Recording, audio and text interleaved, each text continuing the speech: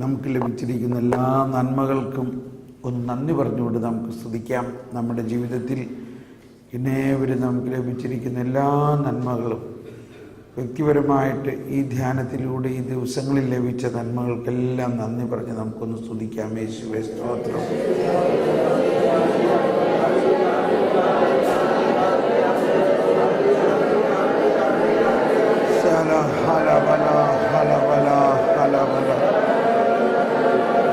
Praise you, Lord. Thank you, Lord. Thank you, Lord. യേശുവേ നന്ദി.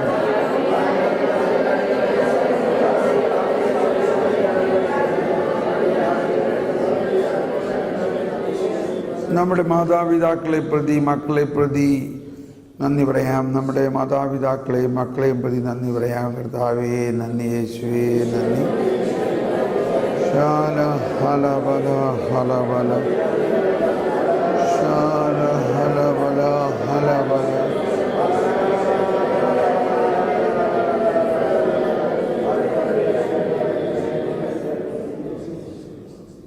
ഇന്ന്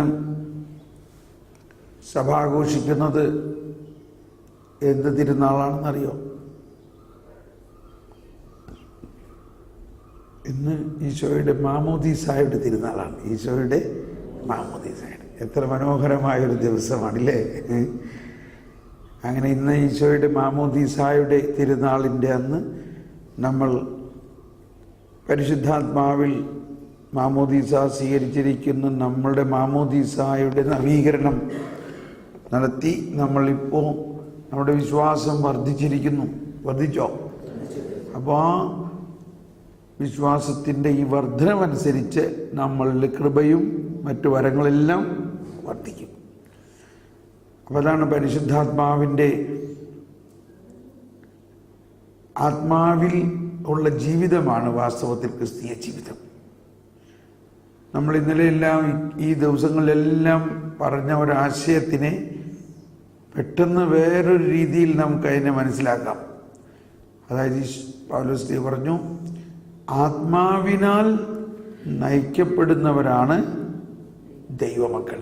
റോമർ 8:14 എന്ന് പറയുമ്പോൾ അതിൻ്റെ ഉള്ളിൽ ഒളിഞ്ഞിരിക്കുന്ന വേറൊരു ഹിഡൻ മെസ്സേജ്, ഫരിസേയരും നിയമജ്ഞരും ആത്മാവിനാലല്ല നയിക്കപ്പെടുന്നത്.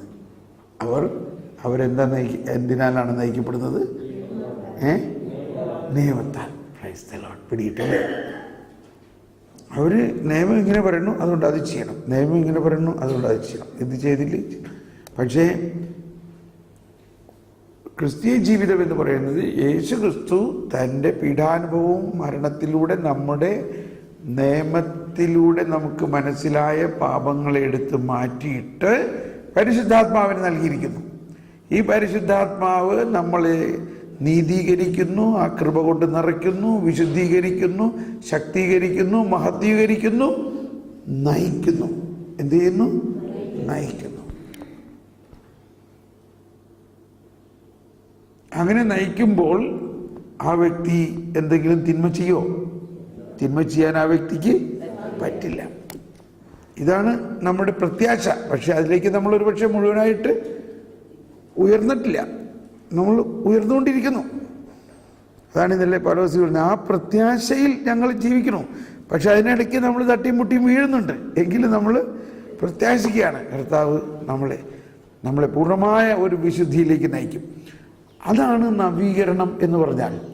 നവീകരണം എന്ന് പറഞ്ഞാൽ പരിശുദ്ധാത്മാ മാമോദീസായിലൂടെയും സ്ഥൈര്യലേപനത്തിലൂടെയും നമ്മളിൽ ലഭിച്ച പരിശുദ്ധാത്മാവ് യേശുക്രിസ്തുവിലൂടെ നൽകപ്പെട്ട വിശുദ്ധീകരണത്തിൻ്റെയും വിമോചനത്തിൻ്റെയും പുനർജന്മത്തിൻ്റെയും വീണ്ടും ജനിക്കലിൻ്റെയും അനുഭവത്തെ നമുക്ക് തന്നുകൊണ്ട് അതിനെ നമ്മൾ സ്റ്റിറിങ്, അതായത് അതിനെ നമ്മൾ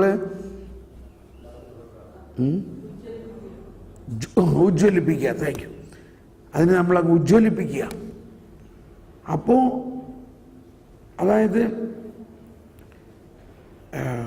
ഇങ്ങനെ ഞാനൊരു കാര്യം നമ്മുടെ പ്രസിദ്ധരായ കാർഡിനാൾ സുവൻസ് എല്ലാം ഈ കരിസ്മാറ്റിക്കിൻ്റെ ആദ്യ കാലത്തിൽ കാർഡിനാൽ ജോസഫ് സുവൻസിനെയാണ് ഇതിൻ്റെ ഒരു ബോധ്യം കിട്ടിയത്. ഈ നവീകരണം ഇതൊരു പെൻഡക്കോസ്റ്റലിസം അല്ല, എന്നാൽ ഇത് കാത്തലിക് പെൻഡക്കോസ്റ്റലിസമാണ്. കാത്തലിക് പെന്തക്കോസ്ത എന്ന് പറയുമ്പോൾ നമ്മൾ പെന്തക്കോസ്ത വിഭാഗത്തെ ചിന്തിക്കുന്നത് അങ്ങനെയല്ല.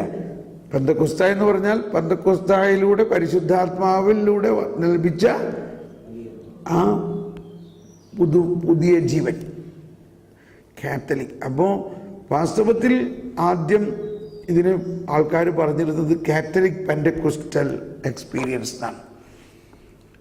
പക്ഷേ അപ്പോൾ എല്ലാവർക്കും ഒരു സംശയം, അതായത് ഇതിലെ പ്രൊട്ടസ്റ്റന്റ് പെന്തക്കോസ്തക്കാരിൽ നിന്ന് വന്നതായിരിക്കുന്നു. അങ്ങനെയല്ല. പക്ഷെ നോക്കുമ്പോൾ പ്രവർത്തന ശൈലി നോക്കുമ്പോൾ ഏതാണ്ട് സാമ്യമൊക്കെ തോന്നുന്നുണ്ട്. പക്ഷേ കാത്തലിക് പെന്തക്കോസ്റ്റലിസത്തിൻ്റെ പ്രത്യേകത, അല്ലെങ്കിൽ കത്തോലിക്ക നവീകരണത്തിൻ്റെ പ്രത്യേകത, പ്രൊട്ടസ്റ്റന്റ് നവീകരണവുമായിട്ടുള്ള വ്യത്യാസം, നമ്മുടെ നവീകരണം നമ്മുടെ കൂദാശകളിലൂടെയുള്ള നവീകരണമാണ്. നമുക്ക് കിട്ടിയിരിക്കുന്ന കൂദാശകൾ, മാമോദീസ, സ്ഥൈര്യലേപനം, വിശുദ്ധ കുർബാന, ഈ അടിസ്ഥാനപരമായ 3 കൂദാശകളിലൂടെയും നമ്മൾക്കിടെ ആത്മീയ ജീവിതത്തിന് ആവശ്യമായതെല്ലാം നമുക്ക് നൽകുന്നുണ്ടെങ്കിലും അതിനെ നമ്മൾ നമ്മുടെ വളർച്ചയ്ക്കും വിശ്വാസത്തിൻ്റെ വളർച്ചയ്ക്കും അനുസരിച്ച് നവീകരിക്കണം. അതിന് കാർഡിനാൽ സുവൻസ് ഒരു ഉദാഹരണം പറഞ്ഞതാണ്. ഒരു കപ്പ് ചായ, ഞാനത് ഇങ്ങനെ പറയാം. ഞാൻ നിങ്ങളുടെ വീട്ടിൽ വന്നു, നിങ്ങൾ പറഞ്ഞു ബ്രദറെ എന്ത് കുടിക്കണം, ചായ വേണോ കാപ്പി വേണോ? വേറെ ഒന്നും ഇപ്പോൾ നമ്മളിവിടെ പറയാറില്ലല്ലോ അല്ലേ. യൂറോപ്യൻ രാജ്യങ്ങളിലാണെങ്കിൽ അവർ ഉടനെ പറയും ഏത് വൈൻ വേണം, പഴയ വൈൻ വേണോ, പുതിയ വൈൻ വേണോ, റെഡ് വേണോ, വൈറ്റ് വേണോ, ഓറഞ്ച് വേണോ? അപ്പോൾ നമ്മൾ പറഞ്ഞു, ഞാൻ പറഞ്ഞു എനിക്ക് ചായ മതിയെന്നുണ്ട്. ഓക്കെ, എന്നാൽ ഇപ്പം ചായ ഉണ്ടായിക്കൊണ്ടാണ്. അങ്ങനെ നിങ്ങൾ ചായ ഉണ്ടാക്കി പഞ്ചസാരയും പാലും ഒക്കെ ഒഴിച്ച് എനിക്കൊരു കപ്പ് ചായ ഉണ്ടായിക്കൊണ്ടു. ഞാനത് കുടിച്ചിട്ട് അതിന് മധുരമില്ല. ഞാൻ പറഞ്ഞു ഇതിൽ മധുരം ഇടാൻ ഞാൻ എന്ത് ചെയ്യും? ഇല്ലല്ലോ, ഞാൻ മധുരം ഇട്ടിട്ടുണ്ടല്ലോ.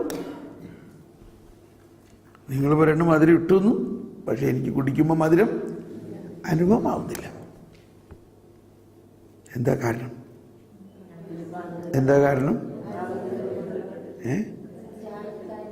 ഇളക്കിയില്ല, അത്രേ ഉള്ളൂ. ഇളക്കാൻ മറന്നുപോയി. അപ്പോൾ ആ മധുരം ഇട്ടത്, ആ പഞ്ചസാര എവിടെയുണ്ട്? ആ പഞ്ചസാര കപ്പിൻ്റെ താഴെ ഇങ്ങനെ കിടക്കുകയാണ്. പഞ്ചസാര അതിനകത്തുണ്ട്. ഇതാണ് നവീകരണം എന്ന് പറയുന്നത്. നമ്മളിൽ മാമോദീസായിലൂടെയും സ്ഥൈര്യലേപനത്തിലൂടെയും പരിശുദ്ധാത്മാവിൻ്റെ വരദാന ഫലങ്ങൾ മാത്രമല്ല, പുനരുജ്ജീവനത്തിൻ്റെ ചൈതന്യം നൽകിയിട്ടുണ്ട്. പുനരുജ്ജീവനം, വീണ്ടും ജനിക്കുക, നമ്മൾ രൂപാന്തരപ്പെടുത്തി പുതിയ സൃഷ്ടിയാക്കുന്നതിൻ്റെ ശക്തി നമ്മൾ തന്നിട്ടുണ്ട്. അത് മാമോദീസയിലൂടെയാണ് നമ്മളിലേക്ക് വന്നിരിക്കുന്നത്. അതിനെ നമ്മൾ വളരുന്നതനുസരിച്ച് അതിനെ, അപ്പം അതുകൊണ്ടാണ് എല്ലാ ഉയർപ്പ് തിരുനാളിനും ഇതിൻ്റെ നവീകരണം നടത്തുന്നുണ്ട്. നമ്മളുടെ പ്രാർത്ഥനാ രീതികളിലും ആരാധനാ രീതികളിലും, പ്രത്യേകിച്ച് ലത്തീൻ കുർബാനയിലെല്ലാം അത് കൃത്യമായിട്ട് അവർ ആ ലത്തീൻ ഋത്തിൽ ആ രാത്രി നവീകരണത്തിൻ്റെ ഒരു പ്രത്യേക പ്രാർത്ഥന നമ്മുടെ സീറോ മലബാർ ഋത്തിലുമുണ്ട്. ശനിയാഴ്ച രാത്രി നമ്മുടെ മാമോദീസ നവീകരിക്കുന്നുണ്ട്.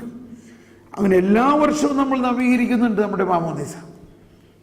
അതെന്തിനാ? നമ്മുടെ ബയോളജിക്കൽ ഗ്രോത്ത്, അതായത് നമ്മുടെ ശാരീരികവും മാനസികവുമായ ഒരു വളർച്ചയുണ്ടല്ലോ. അപ്പം നമ്മൾ 10 വയസ്സുള്ളപ്പോൾ യേശുവിനെ അറിഞ്ഞ മാതിരി അല്ല 30 വയസ്സുള്ളപ്പോൾ അറിയണേ, ഇല്ലേ?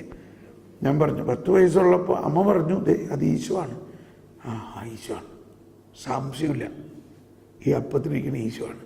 അമ്മ വണങ്ങണ മാതിരി നമ്മളും വണങ്ങി. പക്ഷേ 20 വയസ്സായപ്പോൾ നമ്മൾ ചിന്തിക്കുകയാണ് അതെങ്ങനെയാണ് അപ്പം ഈശോ ആയത്? അപ്പോൾ നമ്മൾ അതിൻ്റെ പ്രബോധനം കിട്ടി. ആ പ്രബോധനം അനുസരിച്ച് നമ്മൾ വിശ്വസിച്ചു. നമ്മുടെ വിശ്വാസം നമ്മുടെ യുക്തിയിലൂടെ വളർന്നു. യുക്തിയിലൂടെ വളർന്നു. അപ്പോൾ അതനുസരിച്ച് നമ്മളുടെ പരിശുദ്ധാത്മാവിൻ്റെ നവീകരണം അതുപോലെ വളരണം. അപ്പോൾ അതാണ് നമ്മുടെ നവീകരണത്തിൻ്റെ പ്രധാന ഒരു കാര്യം.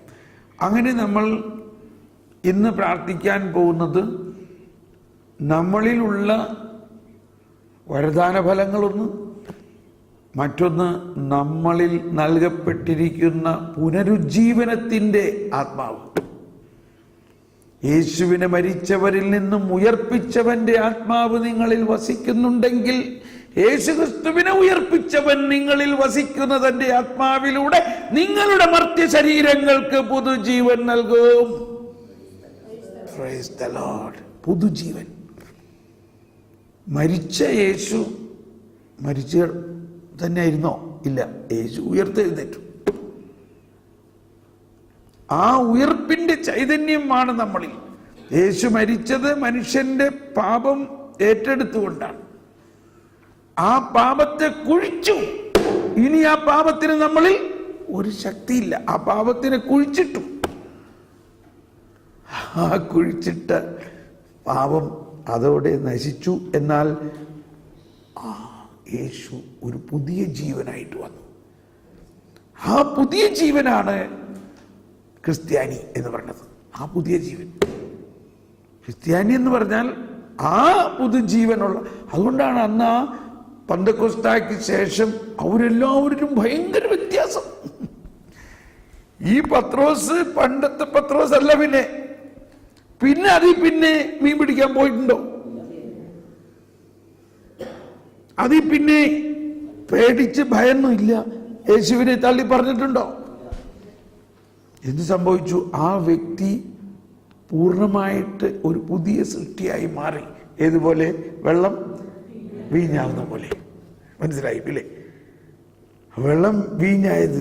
അപ്പൊ ആ വീഞ്ഞ് എന്താ? പുതിയ വീഞ്ഞ്, ഒരു പുതിയ സൃഷ്ടി എന്ന് നോക്കുമ്പോൾ ചിലപ്പോൾ വെള്ളമാതിരി തന്നെയായിരിക്കും.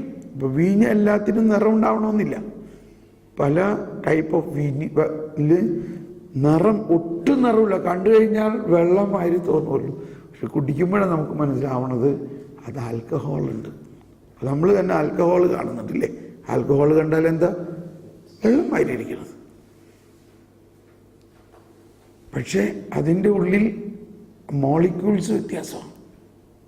അപ്പൊ എന്ന പോലെ നമ്മളെ കണ്ടാൽ ഇതുമായിട്ട് തോന്നും, പക്ഷേ ആളിൽ നിന്നും ഉത്ഭവിക്കുന്ന വ്യത്യാസം. അപ്പൊ ഇങ്ങനെയുള്ള ആ പുനരുജ്ജീവനമാണ് ഇന്ന് നമ്മൾ ലക്ഷ്യം വെക്കേണ്ടത്.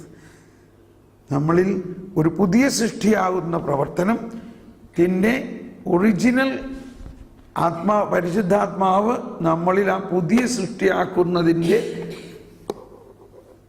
പ്രവർത്തനത്തിന് മൂലമായ അല്ലെങ്കിൽ അതിൻ്റെ ഉത്ഭവം മാമോദീസായിലൂടെയും സ്ഥൈര്യലേപനത്തിലൂടെയും നൽകി കഴിഞ്ഞിട്ടുണ്ട്. അത് വിശ്വാസത്തിലൂടെയാണ് വളരുന്നത്. അപ്പോൾ ഇപ്പം നമ്മുടെ വിശ്വാസം വളർന്നു. നമ്മൾ ശരിക്കും മനസ്സിലായി, ഞാനൊരു യഹൂദനല്ല, ഞാനൊരു ഫരിസേയനല്ല, ഞാനൊരു ക്രിസ്ത്യാനിയാണ്. ഞാൻ മറ്റൊരു യേശുവാണ്. ഞാൻ മറ്റൊരു യേശു ആയതുകൊണ്ട്, യേശുവിൽ നിറഞ്ഞ ആത്മാവ് എന്നിൽ ഉള്ളത് കൊണ്ട് ഞാൻ മറ്റൊരു യേശുവാണ്. എൻ്റെ പേര് മാമോദീസ കണക്കിൽ എഴുതിയത് കൊണ്ടല്ല. ഞാൻ മാമോദീസ സ്വീകരിച്ചത് കൊണ്ട് മാത്രമല്ല, ആ മാമോദീസയിൽ ഉൾക്കൊണ്ടിരിക്കുന്ന പുനരുജ്ജീവനത്തിൻ്റെ ശക്തി എന്നിൽ ജ്വലിക്കണം. അങ്ങനെ എന്നിലുള്ള ആ പഴയ മനുഷ്യനെ ഉരിഞ്ഞു മാറ്റണം. തൊലി ഉലിയുന്ന മാതിരി എന്ന് പറഞ്ഞത് എളുപ്പമൊന്നുമല്ല. അത് ഉരിയണം. നമ്മൾക്ക് സാധ്യമല്ല. നമ്മുടെ മനസ്സുകൊണ്ട് ഇനി ഞാൻ അങ്ങനെ ചെയ്യൂല, ഞാൻ ചെയ്യൂല, അങ്ങനെയൊന്നും പറഞ്ഞുകൊണ്ടൊന്നും നടക്കില്ല. പരിശുദ്ധാത്മാവ് നമ്മുടെ അഗാധം, നമ്മുടെ ആന്തരിക മേഖലകളിൽ, അന്തര്യാമി എന്നാണ് ഹിന്ദിയിൽ. അത് വലിയ രസം. പാവന ആത്മാ അന്തര്യാമി ബർസാദോ अपनी कृपा, अपनी कृपा. ഈ നമ്മുടെ ആത്മാവ് പരിശുദ്ധാത്മാവ് എന്നുള്ള പാട്ടിൻ്റെ അത് ഹിന്ദിയിൽ ട്രാൻസ്ലേറ്റ് ചെയ്യാനായിട്ട് ഞാനിങ്ങനെ പലരോടും പറഞ്ഞിട്ട് പറ്റണില്ല. അങ്ങനെ ഇരിക്കുമ്പോൾ ഞാൻ രാത്രി ഉറങ്ങിക്കിടക്കുമ്പോൾ എൻ്റെ ഉള്ളിൽ നിന്ന് പെട്ടെന്നൊരു സ്വപ്നത്തിൽ കുറേ വാക്കുകൾ ഇങ്ങനെ വരാം. എന്ത് ഞാനീ പറയണേ? ഞാൻ ഉടനെ എഴുന്നേറ്റ് അത് എഴുതി വെച്ചു. അതിങ്ങനെയായിരുന്നു: പ്രജ്വലിത് കർ മേരെ ഹൃദയ മേ തേരി പ്രേമ കി അഗ്നി ജ്വാല.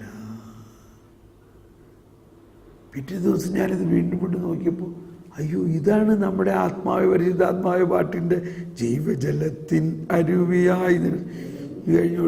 അതിൻ്റെ ട്രാൻസ്ലേഷനാണ്. ഷോ, അതെന്ത് രസമാണ് ഹിന്ദിയിൽ പാടുമെന്നറിയാം ആ പാട്ട്. അപ്പോൾ നമ്മുടെ അന്തര്യാമി പരമേശ്വർ, നമ്മുടെ ഹൃദയത്തിൻ്റെ അഗാധതയിൽ നിന്നും പരിശുദ്ധാത്മാവ് ജീവജലത്തിൻ്റെ ഒരു പുനർജീവനത്തിൻ്റെ ഒഴുക്ക് വരും. അതിനു വേണ്ടി നമ്മൾ ദാഹിക്കണം. ഇതിന്ന് പ്രത്യേകിച്ച് ഇന്ന് റാസ കുർബാനയിൽ ഞാൻ അതിനെക്കുറിച്ച് പറയും. ഉടനീളം പരിശുദ്ധാത്മാവിൻ്റെ അഭിഷേകമായിരിക്കും.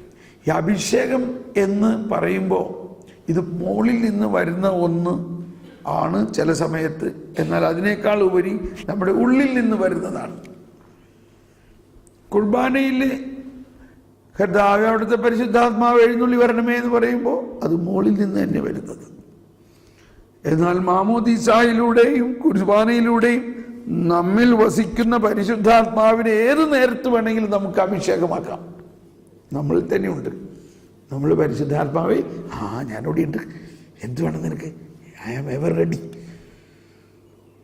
എനിക്ക് ഇന്ന് നിങ്ങൾക്ക് കൂടുതൽ പരിശുദ്ധാത്മാവിന് വേണോ? എന്നാത്തിനാ?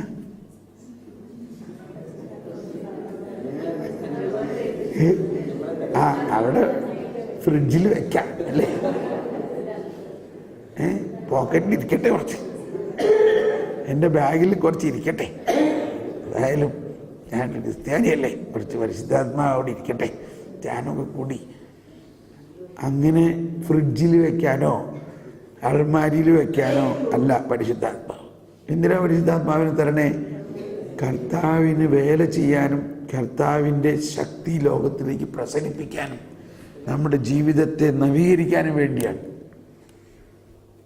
അപ്പോൾ ഞാൻ പലപ്പോഴും എന്നോട് ഒരിക്കലൊരു ധ്യാനത്തിന് ഇതേമാതിരി ഒരു വലിയ പാരിഷിലാണ് ധ്യാനം നൽകുന്നത്. അച്ഛന് ധ്യാനത്തിനോട് വലിയ താല്പര്യമൊന്നുമില്ല, വികാരി അച്ഛൻ. പക്ഷെ എല്ലാവരും കൂടി പറഞ്ഞപ്പോൾ അച്ഛൻ പറഞ്ഞു എന്നാൽ നടക്കട്ടെ. അപ്പോൾ എനിക്ക് താമസിക്കാൻ സ്ഥലം തന്നിരിക്കുന്നത് അച്ഛൻ്റെ മുറിയുടെ മുകളിലാണ്, മച്ചിൻ്റെ മുകളിൽ. അച്ഛൻ കാര്യമായിട്ട് എവിടേക്കൊന്നും വരാറൊന്നുമില്ല. ഇവിടെ ധ്യാനം തകർപ്പനായിട്ട് നടക്കണു, വേറെ അച്ഛന്മാരൊന്ന് കുർബാനയൊക്കെ ചൊല്ലി പോകുന്നു, അച്ഛൻ ഇടയ്ക്കൊക്കെ നോക്കണ്ട്. അവസാനത്തെ ദിവസം അച്ഛനാണ് കുർബാനയൊക്കെ ചൊല്ലി സമാപന. അച്ഛൻ പറഞ്ഞ ഇതാണ്, എനിക്ക് താല്പര്യമൊന്നും ഉണ്ടായില്ല, പിന്നെ എൻ്റെ ആളുകൾക്ക് താല്പര്യമുള്ളതിൻ്റെ പേരിൽ കുഴപ്പമില്ല എന്ന് പറഞ്ഞ് ഈ തോമസ് പോളിനെ വിളിച്ചു. ഞാൻ ഓരോ ദിവസവും നോക്കി ഇയാൾ എങ്ങനെയാണ് ഈ രാവിലെ മുതൽ രാത്രി 10 മണി വരെ നിന്ന നിലയിൽ നിന്ന് ഈ വചനം പറയണം. ഞങ്ങളൊക്കെ കുർബാനയിൽ ഒരു 15 മിനിറ്റ് പറയണമെന്നുണ്ടെങ്കിൽ എത്രയോരം അതിന് 2-3 ദിവസം മുമ്പേ തന്നെ അതിനെക്കുറിച്ച് പഠിച്ച് എഴുതിയൊക്കെ ഉണ്ടാക്കിയിട്ടാണ് പറയണേ. പക്ഷേ അങ്ങനെ ചിന്തിച്ചിരിക്കുമ്പോൾ അച്ഛൻ പറയാണ്, എനിക്കൊരു മനസ്സിലാകലുണ്ടായി. എനിക്ക് മനസ്സിലായി. കാരണം ഇങ്ങനെ താമസിക്കുന്നത് എൻ്റെ മുറിയുടെ മുകളിലാണ്. വെളുപ്പിന് 3-3:30 ആകുമ്പോഴേക്കും അവിടെ കാലൊച്ച കേൾക്കാം. ഇയാളവിടെ എന്താ ചെയ്യണേ? പിന്നെ എനിക്ക് മനസ്സിലായത് 3:30-4 മണിക്ക് മുതലേ ഇങ്ങേരിരുന്ന് പ്രാർത്ഥിക്കുന്നുണ്ട്. അതുകൊണ്ടാണ് ഈ വൈകുന്നേരം വരെ ഇങ്ങനെ നിന്ന് പ്രസംഗിക്കാനുള്ള ശക്തി കിട്ടുന്നത്. എനിക്ക് ഏറ്റവും സ്പർശിച്ചത് ഈ കരിസ്മാറ്റിക്കിൽ ഇപ്പം എനിക്ക് വിശ്വാസമായി. പറയാം,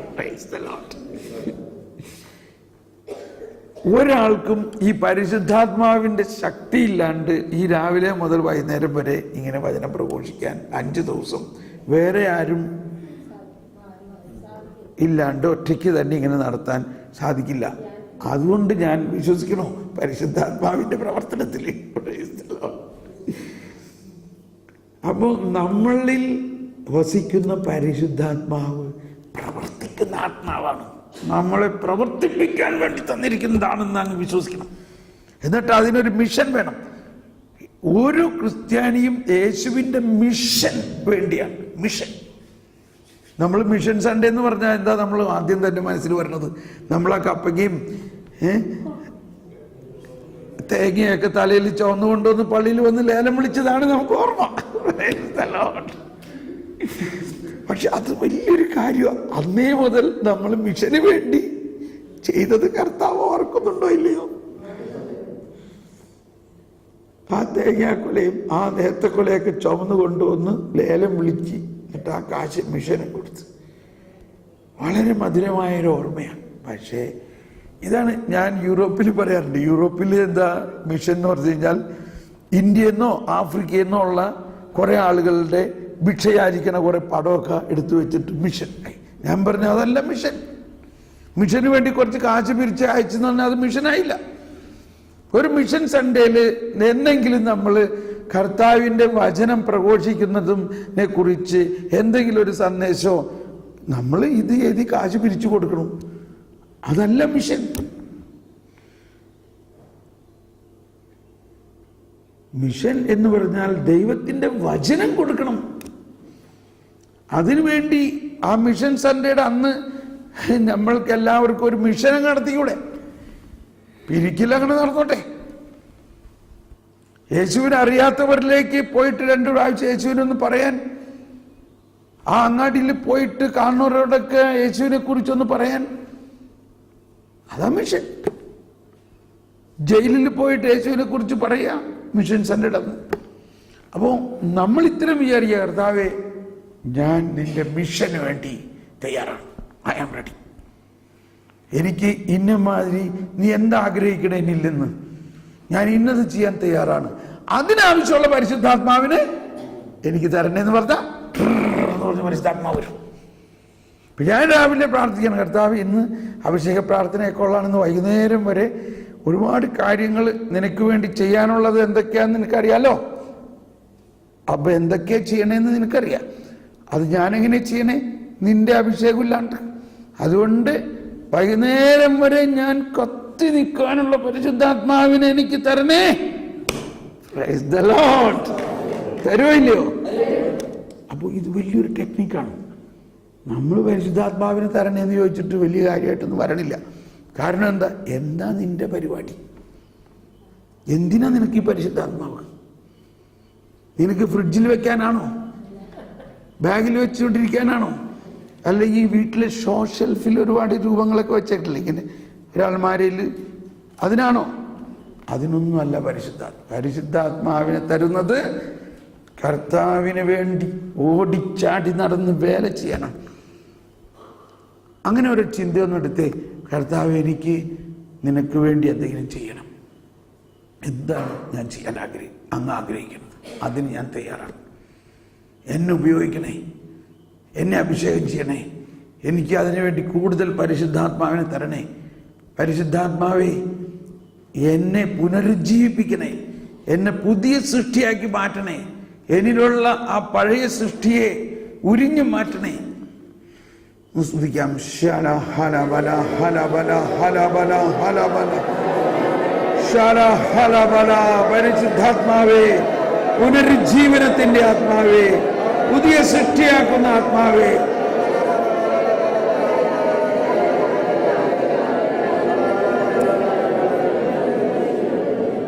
പ്രൈസ് ദ ലോർഡ്. നമുക്ക് ഈ ആഗ്രഹത്തോടു കൂടി ഇപ്പോൾ ഇനി ആരോടും സംസാരിക്കാതിരിക്കണത് നല്ലത്. ദാഹിക്കുക. എന്നിട്ട് നമുക്ക് 9 മണിക്ക് എല്ലാവരും മടങ്ങി വരിക. നമുക്ക് ഇനിയും പരിശുദ്ധാത്മാവിനെ കുറിച്ചും സംസാരിക്കണം, പഠിക്കണം. പിന്നെ വിശുദ്ധ കുർബാനയെക്കുറിച്ച് പഠിച്ച് ഇന്ന് ആഘോഷമായിട്ട്, അത്യാഘോഷമായിട്ട്, ജീവിതത്തിൽ ഏറ്റവും അനുഭവിക്കുന്ന മാതിരി ഇന്നേ വരെ നിങ്ങൾ അനുഭവിക്കാത്ത ഒരു ദിവ്യകാരുണ്യ അനുഭവമായിരിക്കുമെന്ന്, ജീവിതത്തിൽ ഏറ്റവും വലിയൊരു അനുഭവമായിരിക്കുന്നു. അതിനുവേണ്ടി ദാഹിച്ച് പ്രാർത്ഥിച്ച് ഒരുങ്ങി വരിക. Price the Lord. ഭക്ഷണം കഴിക്കാൻ പോവാം.